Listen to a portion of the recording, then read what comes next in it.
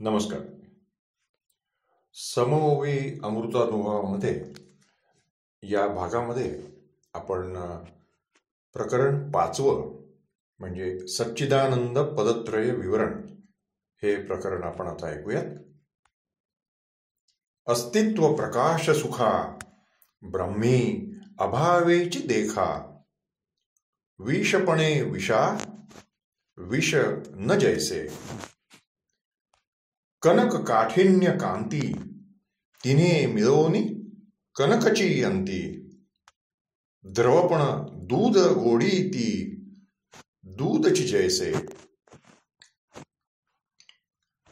सुगंध मार्दव उजळपण या तिहींचे न तीनपण, ते देखावे गुणवान कापुरी एके. अंगेची कापूर उजळ की उजळताची मवाळ, की दोन्ही नाही परिमळ एकची जो. याचा अर्थ आपण ऐकूयात.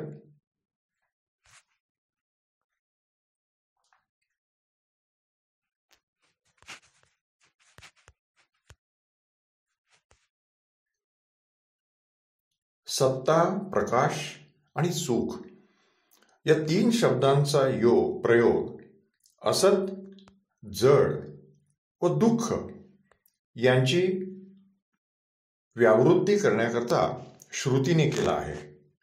म्हणून स्वगत भेद होत नाही.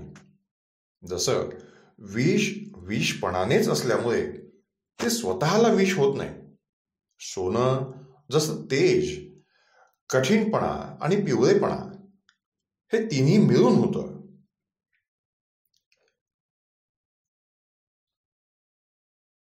अथवा पातळपणा, गोडी आणि पांढरेपणा हे तिन्ही मिळून दूध.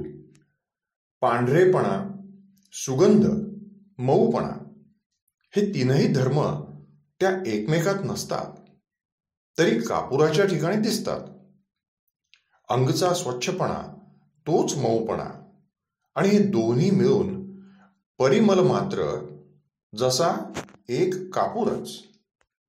पुढच्या ओव्या ऐकू. ऐसे या कापूरपणीही अभावेची हे तिन्हीही, त्या परीची लय ब्रह्मीही सत आदिकांचा. एरवी सत चित आनंद भेदे, चालली तिन्ही पदे, परी तिन्ही उणी आनंदे केली या ब्रह्मे. सत्पणाची सुख प्रकाश, प्रकाशची सत्पण उल्हास, प्रकाशची सत्पण उल्हास. निवडता न ये अंश मिठास, अमृती जैसा. शुक्ल पक्षी 16 चंद्राच्या वाढती कला, परी चंद्र मात्र सगळा चंद्री जैसा. आता अर्थ ऐकूयात. आपल्या विरोधी धर्माचा निषेध करणारे हे 3 धर्म एका कापूरपणात परिमळ पात्रात जसे एकवटतात, तसा सत्तादी पदाचा आनंद स्वरूप ब्रह्मात एकमेव होतो. इतर वेळी सत, चित आणि आनंद ही 3 पदे आपल्याला वेगळ्या अर्थांनी चालतात, पण या एका परमात्म्याने त्यांना अभिन्न केले. अमृतातील गोडी ही जशी वेगळी काढता येत नाही, त्याप्रमाणे सतरूपी आत्मा चितरूप आणि आनंद आहे, की चितरूप आत्मा सतरूप आणि आनंद आहे याचा भेद दाखवता येणार नाही. शुद्ध पक्षात प्रत्येक दिवशी एकेका कलेने पूर्ण होत तो चंद्र शेवटी पूर्ण होतो, तरी या सर्व घडामोडीत चंद्र मात्र सर्वस्वी एकच असतो. पुढच्या ओव्या ऐकू.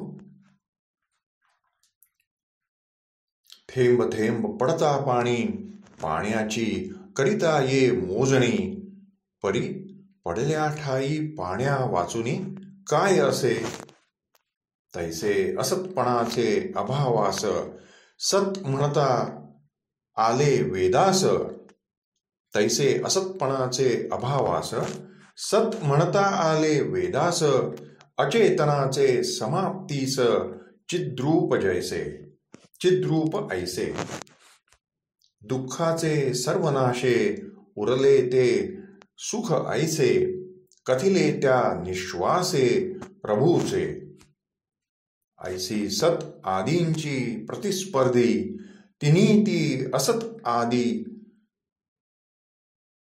दुरी सरिता सत इत्यादी बळावली. अर्थ ऐकूया.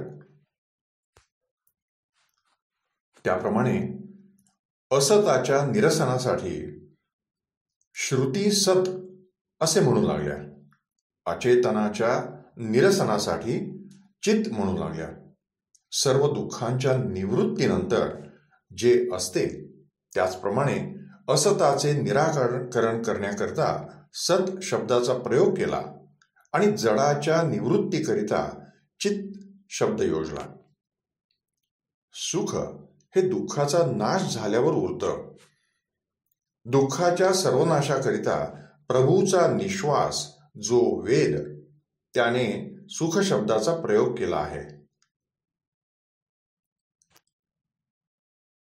सत आदी तीन शब्दांनी प्रतियोगी असत आदी तीन शब्दांचा नाश केला आणि त्यांच्या नाशाबरोबर सदादी आपोआप नष्ट झाले.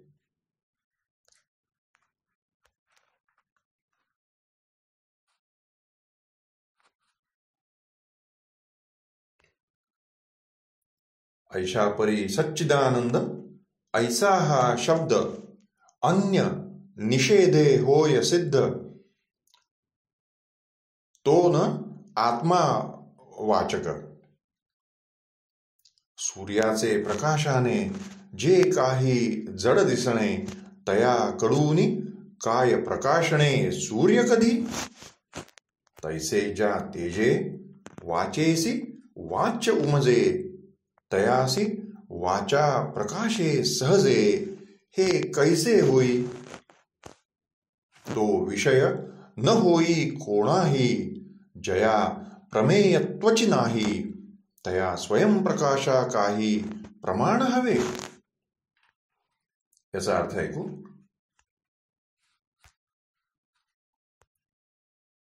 एवं,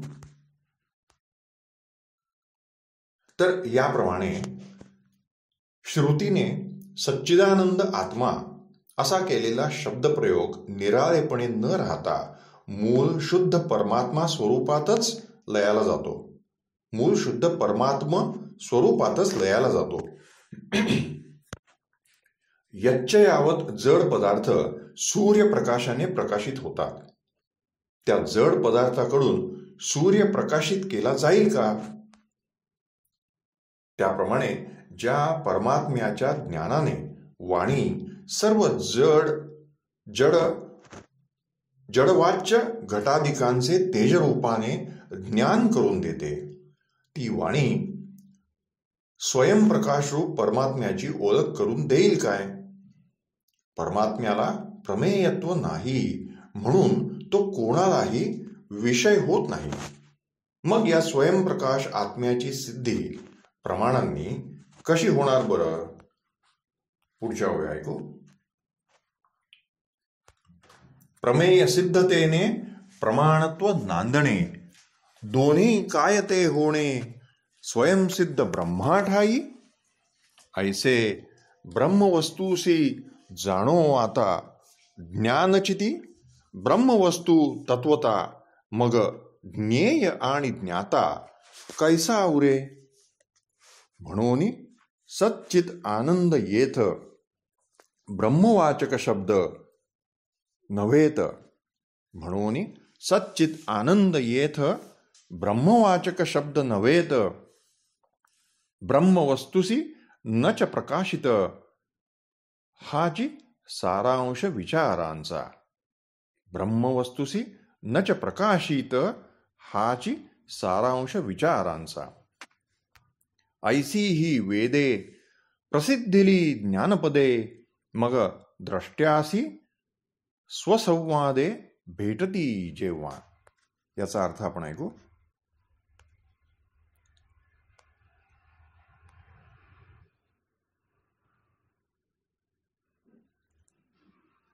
प्रमाणाला प्रमाणत्व हे प्रमेयाला व्यापून येतं. म्हणजे प्रमाण प्रमेयाचं ज्ञान करून देतं. परंतु स्वतः सिद्ध परमात्म वस्तूच्या ठिकाणी प्रमाणांचा कितीसा प्रभाव पडणार. आत्मवस्तूला विषय करून याप्रमाणे जाणावयाचं म्हटलं तर वस्तू ज्ञानरूपच असल्यामुळे जाणणे आणि जाणणारा हा भेद राहीलच कसा. म्हणजेच सत, चित आणि सुख हे शब्द वस्तुवाचक नाहीत. हेच सर्व विचार मंथनाचं तात्पर्य आहे. सच्चिदानंदादी शब्दाचा उपयोग इतक्या मर्यादेतच आहे. द्रष्ट्याला आपल्या वास्तविक स्वरूपाचा जेव्हा बोध होतो,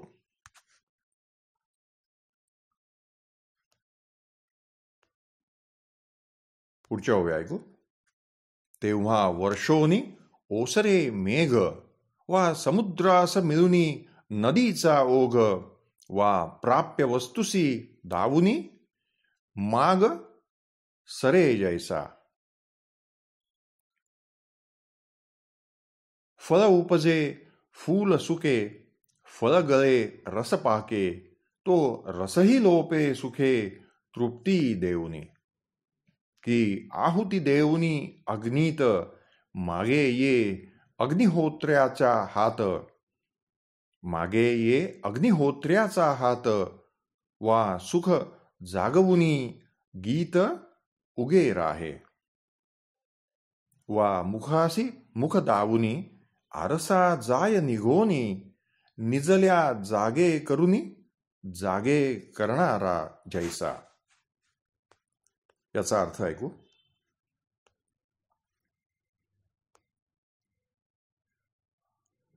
ज्याप्रमाणे मेघ वर्षून नदीचा ओघ समुद्राला मिळाल्यावर संपतो, चोरीस गेलेल्या पदार्थाचे ठिकाण दाखवून माग संपतो, फळाला जन्म देऊन फूल सुकतं, रस तयार केल्यावर फळ नाहीस होतं, आणि तृप्ती देऊन रसही लुप्त होतो. अग्नीत आहुती घालून हात माघारी फिरतो, किंवा सुख देऊन गाणं बंद होतं. मुखाला मुख दाखवल्यावर आरशाचं काम संपतं, किंवा निजलेल्या पुरुषाला जाग करून जागा करणारा निघून जातो. पुढच्या ओव्या ऐकू. तैसे सच्चित आनंद द्रष्टत्व दाविती आत्म्यासी शुद्ध, मग तिन्ही पदे करीती सिद्ध वाट मौनाची. जे जे बोलावे ते ते नव्हे, जे असे ते तर बोलावे, छायेवरुनी न मोजता ये आपुलीची उंची आपणा. जो जो मोजावया जावे तो तो ती पुढे धावे, मग लाजुनी संकोचावे मोजमाप जैसे. तैसे सतपणाची स्वभावे असतपणा तर न शिवे, मग सतपण हे वेगळे नाव हवे, सतपणासी कासया. तैसे सतपणाची स्वभावे असतपणा तर न शिवे, मग सतपण हे वेगळे नाव हवे, सतपणासी कासया. याचा अर्थ आपण ऐकू.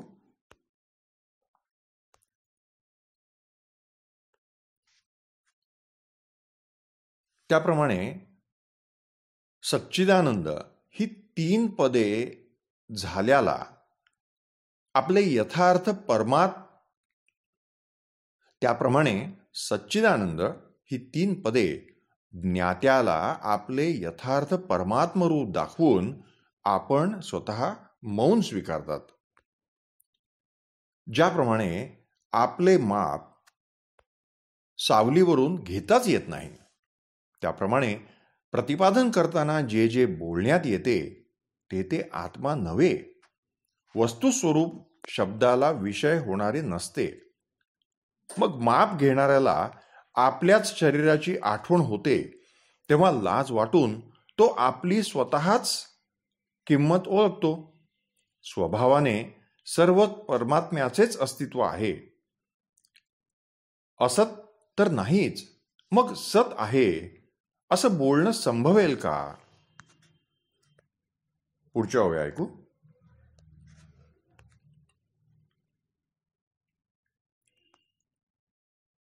आणि अचितपणाचे नाशी आले चिन्मात्र दशेसी, ते आता चिन्मात्रची मग त्यासी चित्त ऐसी पुनरुक्ती कासया. जागृतावस्थेत तर निद्रा न पुरती, ना जागेपणाचीही स्फूर्ती, तैसे चिन्मात्रची मग चिन्मात्र प्रतीती येई काय. ऐसे या सुखीपणे नाहीची दुःख होणे, मग सुख ऐसे वेगळे गणणे सुखासी काय.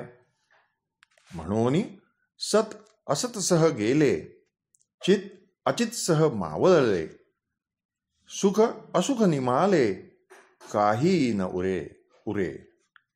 सुख असुख निमाले काही न उरे. याचा अर्थ ऐकूयात. अचिदाची निवृत्ती करण्यासाठी चिन्मात्र दशेला आले, त्याला चिन्मात्र म्हणणं संभवेल का? निद्रेसंबंधी आपली साक्षेप जागृती गेल्यावर जागृती स्वरूपाने असते, त्याप्रमाणे चित्मात्र स्वरूपाच्या ठिकाणी चिन्मात्र म्हणणे कसं संभवणार? केवळ सुख हेच ज्याचं स्वरूप आहे, दुःख संबंध नाहीच, अशा परमात्म्याला तो सुख म्हणजे आनंद आहे असं कसं म्हणावं? आणि सत हे पद असत पदासह नाहीस झालं, चित अचितसह मावळलं, किंवा दुःखांची निवृत्ती करून सुख हे पद आपण स्वतःही नष्ट झालं की साक्षेप असं काहीच शिल्लक उरत नाही. पुढची ओवी ऐकूयात. आता द्वंद्वाचे निरर्थक त्यागुनिया वस्त्रबंधक, सुखमात्रची एक स्वये असे. परी एक म्हणून गणू पाही, तर गणणारा दुजा होई, म्हणून हे गणता न येई ऐसे एक. सुखातुनी बाहेरी पडणे, तेणे सुखे सुखी होणे, परी हे सुखमात्रची मग कोणे अनुभवाने. परी हे सुखमात्रची मग कोणे अनुभवाने. देवीचा ढोल वाजत, देवी अंगी प्रकटत, केवळ ढोलची मग अंगात कोण ये कोणाचे. याचा अर्थ ऐकूयात.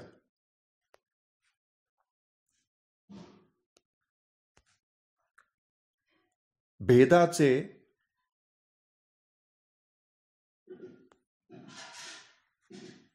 लंबनचक म्हणजे मिथ्या भान,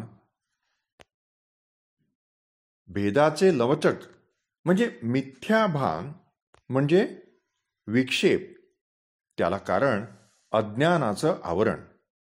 त्याच्या नाशानं सुख मात्र स्वस्वरूपानं असतं. आता एकपणानं मोजलं तर मोजणारा द्वैत ठरतो, म्हणजे हे न मोजता येण्यासारखं आहे. तसंच मुखातून निघणारा त्या सुखाने सुखी होईल, पण ही वस्तू केवळ सुखमात्रच असल्यामुळे त्याचा अनुभव कोणी घ्यावा? जेव्हा पुरुषास प्रकृतीचा दंश होतो तेव्हा माणूस घुमतो.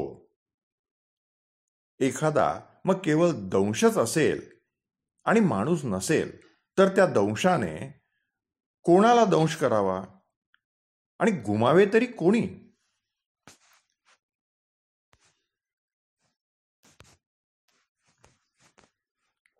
पुढच्या ओव्या ऐकू.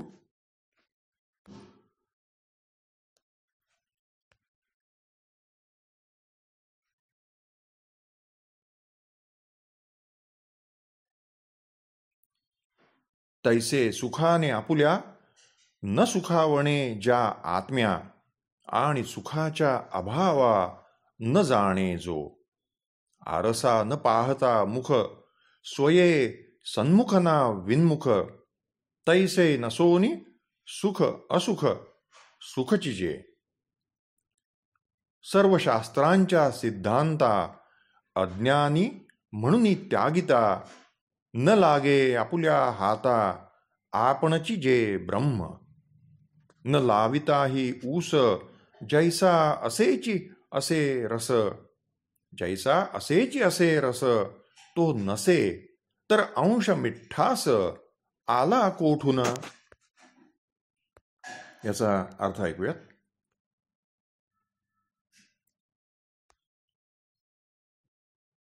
तर याप्रमाणे परमात्मा स्वतः सुखरूप असल्यामुळे त्याला सुख होणे नाही आणि सुख नाही हेही म्हणणे मूळ सुखापुढे योग्य नाही. आरशात मुख न पाहता मुखाला समोर किंवा मागे अशी स्थिती नसते. त्याप्रमाणे सुखदुःख शून्य जे केवळ सुखच परमात्मा असतो. अज्ञानाच्या नाशासंबंधी शास्त्रातील पांडित्याने भरलेले ज्ञान न समजल्यामुळे काही हातचे मुळातील ज्ञान मिळवणं शिल्लक राहावं तसा सुखरूप परमात्मा स्वस्वरूपाने राहतो. ऊस न लाविला तरी त्यातील रस कायम असून त्यातील गोडी चाखलेली नसते. पुढच्या ओव्या ऐकू.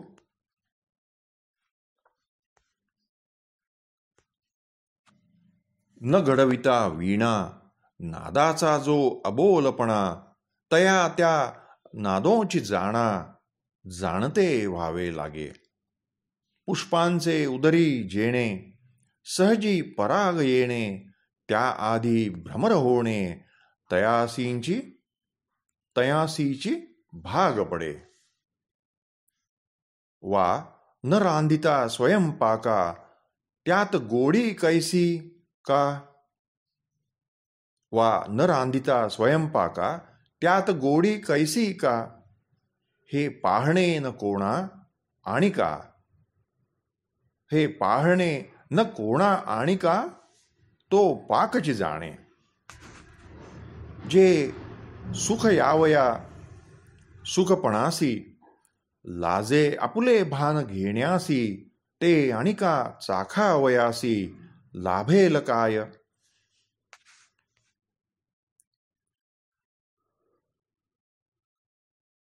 याचा अर्थ ऐकूया.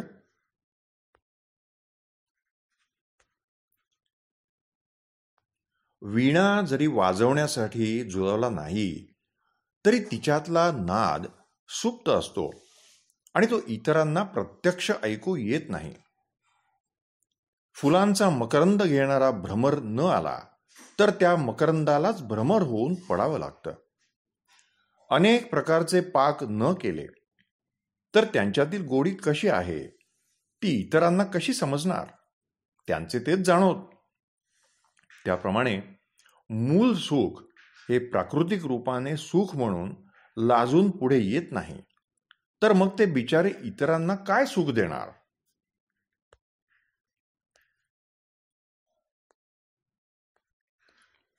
आता पुढच्या ओव्या ऐकू.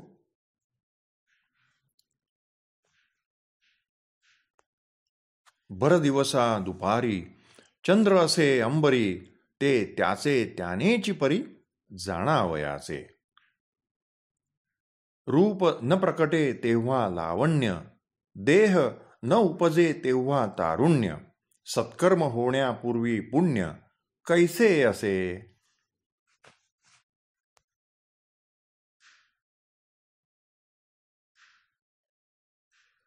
मनाचा अंकुर न उपजे, तरी जर काम माझे, तरची वर्णन घडे जे ब्रह्मवस्तूचे. वाद्यवैविध्याची सृष्टी, जन्मा न घाली नादवृष्टी, तोवरी नादाच्या गोष्टी नादची जाणे. याचा अर्थ आपण ऐकूयात.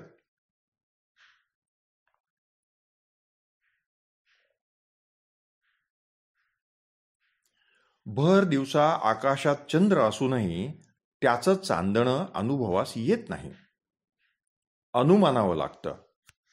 रूप नसणारं तारुण्य, रूप नसणारं लावण्य, वार्धक्यातलं तारुण्य किंवा काही दान न देता केलेलं पुण्य, या गोष्टी अस्तित्वात असतीलच कशा? किंवा मनाचा अंकुर उत्पन्न झालेला नसेल अशा स्थितीतील काम प्रकट होतो. अथवा निरनिराळी वाद्ये वाजवताना ऐकली नाहीत तोपर्यंत नादांची स्थिती स्वतः नादालाच माहीत. पुढच्या ओळी ऐकू. अथवा काष्ठाशी जाळूनी, जैसा की अग्नी राहतसे चिकटूनी स्वस्वरूपींची सहाय्याविण आरशाचे, जया अस्तित्व कळे मुखाचे, तेच जाणीती ब्रह्माचे वर्म साच.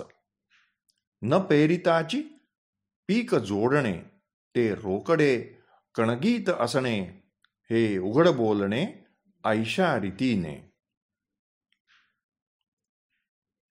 ऐसे विशेष सामान्य,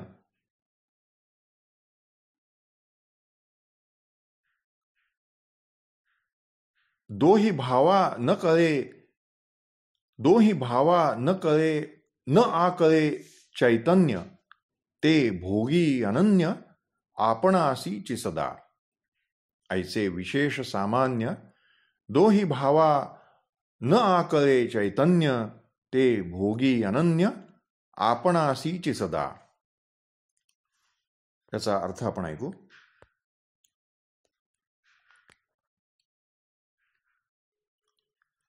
लाकडाचा संबंध सोडल्यावर अग्नी आपल्या केवळ रूपानेच असतो. आरशा वाचून आपल्या मुखाचं ज्ञान ज्यास होतं त्यासच गुप्त परंतु निश्चित या गोष्टीतील रहस्य कळेल. पेरण्याच्या पूर्वी पीक जसं भाताच्या मुढ्यात असतं तसं आमचे गुप्त पण उघड बोलणं आहे. एवंच सामान्य विशेष भावाला चैतन्य आकळलेच जात नाही. उलट ते स्वस्थितीत भावशून्य आपल्याशीच सर्वदा अनन्य असतं. पुढच्या ओळी ऐकू. आता ब्रह्माविषयी करीत बोलणे, व्हावयाचे जया शहाणे, तयाने मौनासीही पिऊनी घेणे निपटुनी. तर उपमा दृष्टांत अनुमान, यांनी ऐसे केले प्रमाण, की ब्रह्मवस्तूचे प्रत्यक्ष समर्थन सिद्ध न होई. अंगचाची असमर्थत्या, कल्पना आटल्या, पंक्ती उठोनी गेल्या लक्षणांच्या.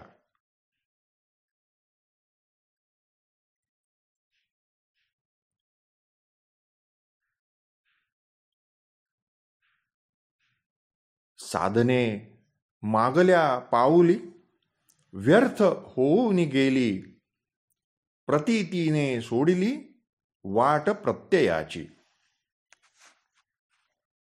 याचा अर्थ आपण ऐकू. यापुढे विवरण असे करता येईल की मौन सुद्धा त्या स्थितीत निःशेषपणानं नाहीसं होतं. आता पावेतो प्रत्यक्षादी प्रमाणांनी आपल्या अप्रामाण्याची सिद्धी केली. दृष्टांतांनी पुढे न येण्याची शपथ घेतली.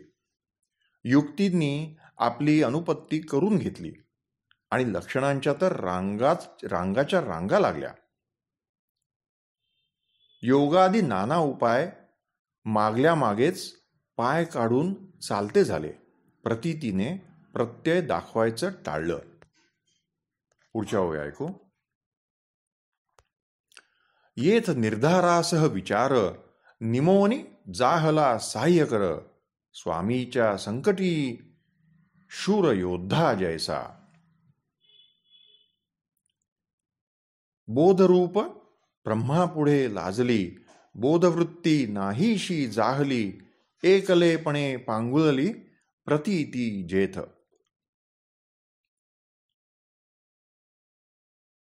अभ्रकाचे चकतीत थरपदर वसतात. वेगळे करू जाता होत नाहीशीच ते. वा उभेने केळ गदमदली. सोपटी गळूनी पडली तर कैसी उभी राहिली केळ मग. याचा अर्थ ऐकूयात.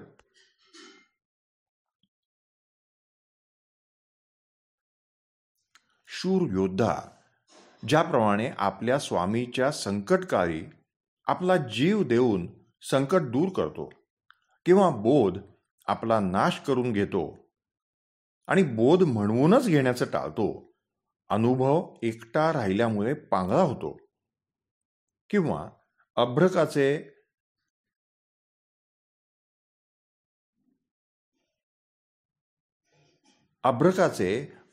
पापुडे काढले तर स्वतः अभ्रकाचाच नाश होतो किंवा केळीचा गाभा उष्णतेने त्रासल्यामुळे आपल्या अंगावरची सोपटे काढू लागला तर त्याला उभा कसा करावा. पुढच्या ओळी ऐकू.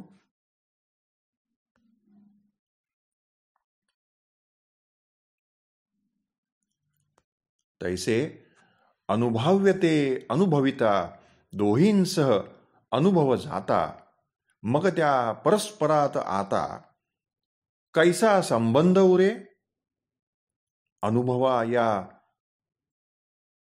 अनुभवा या येथवर टिकावया न अवसर. तेथ शब्दांचे अवडंबर करील काय. परावाणी लुई होई तेथ नादाचा न उठे सळही. मग ओठांवरी वावरावी हे कैसे होय. पूर्ण जागृती येता जागविण्याच्या कासया कथा.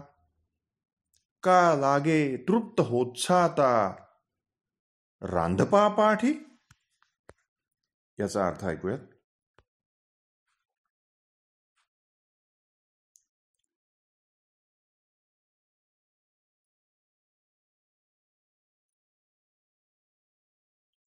तर याप्रमाणे अनुभवी आणि अनुभव ही त्रिपुटी नाहीशी झाल्यावर एकमेकांचा संबंध कसा राहणार.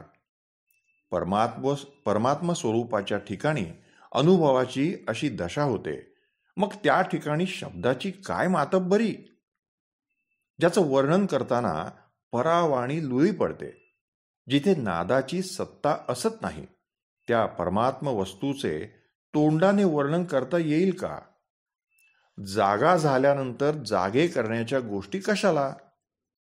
अगर तृप्त झालेला पुरुष स्वयंपाक करण्याच्या भानगडीत कशाला पडेल.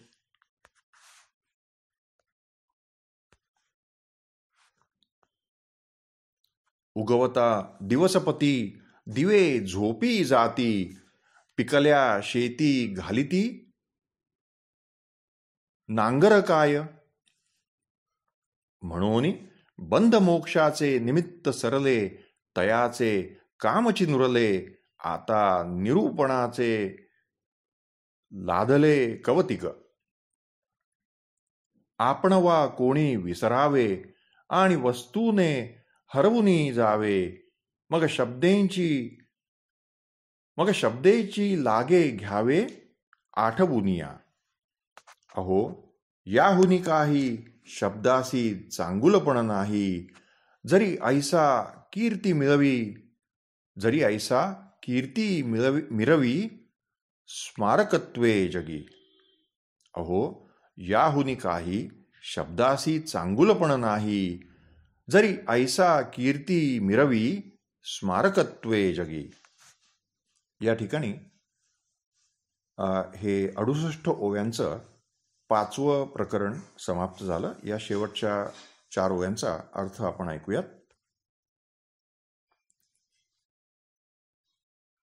सूर्योदय झाल्यावर दिवे मालवतात.